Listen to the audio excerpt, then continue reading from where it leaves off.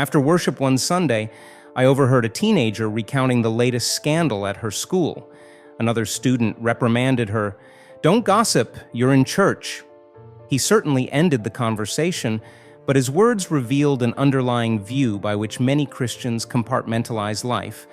Church is holy, everywhere else is unholy.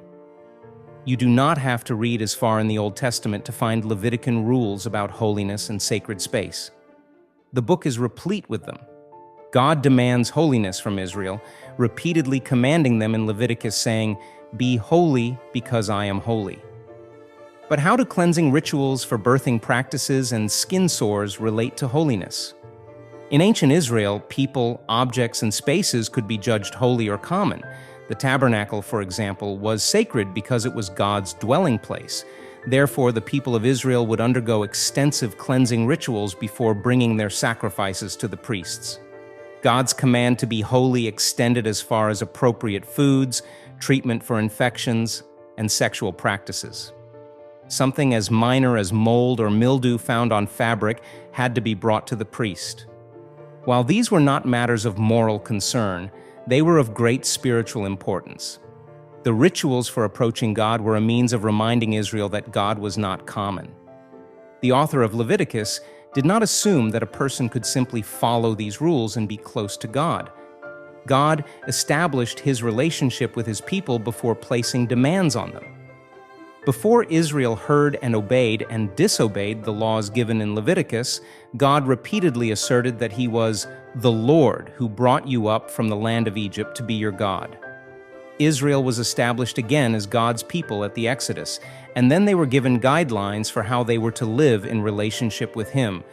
God even proclaims that he is the one who makes them holy, not adherence to the law. So even in Leviticus, God bestows grace to a sinful and undeserving people. The law defines how they must live as God's people set apart like him. Jesus changed the rules, though.